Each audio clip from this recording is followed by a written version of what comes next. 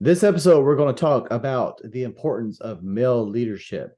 This is something I've talked about before, just offhanded comments on several episodes. But since we're really focusing down, I just want to point out by my nature, I'm a very introverted person. And so the idea of being any kind of leadership positions or talking Hmm. in front of people was a quick way to run me off, right? Like standing in front Right. of people terrified me. I wasn't very confident in my speaking ability, and never in my wildest dreams would I had expected to be in a position where I would be talking in front of people, leading organizations, let alone being a co-host on a podcast and YouTube channel that reaches thousands of people. Right. Never would have thought that would ever have happened. I did leadership stuff in the Air Force. Still never thought that was going to happen.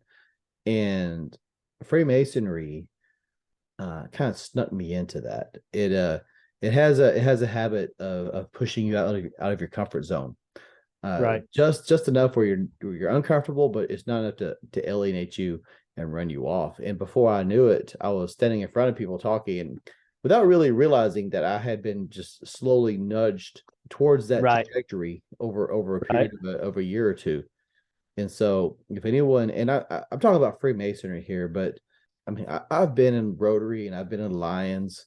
It's not really the same. I suspect if you got involved in the leadership in those organizations, that might happen, but nothing that I have seen in any of those other organizations are really structured like Freemasonry, in that we have that progressive line, which Right. which kind of And if it's gradually puts you with more yeah, responsibility over the course of if it's time. done right, if it's done right, it's there to train you to be the leader you need to be. So we've been talking about Freemasonry, but just men in general are not designed by nature to just sit idly by.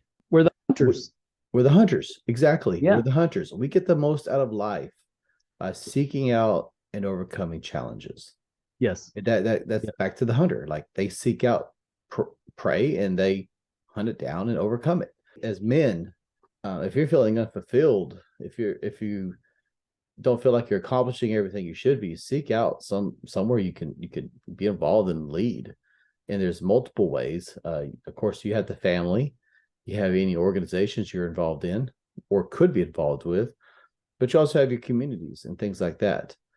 I think where we really fall flat in today's day and age is in our communities.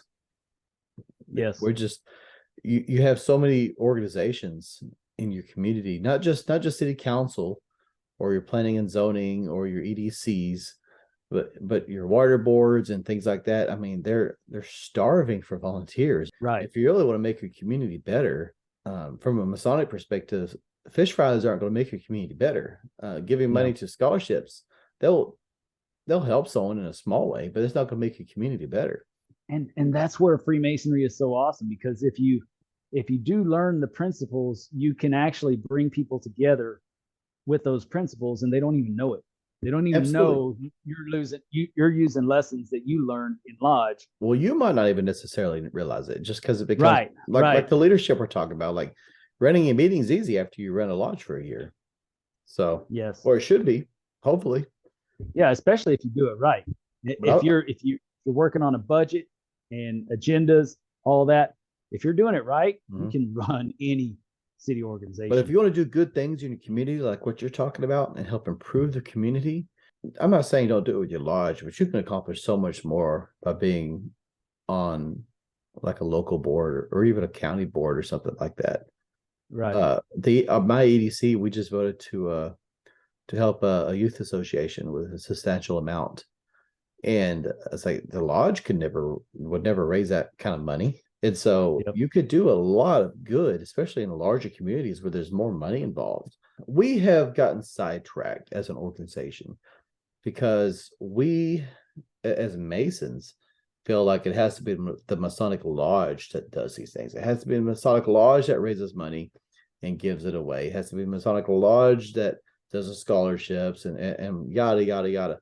No, man, it's the Masons. It's the Masons. And when I Right. say the Masons, I don't mean a whole bunch of guys in aprons standing in the east side of the lodge taking a picture.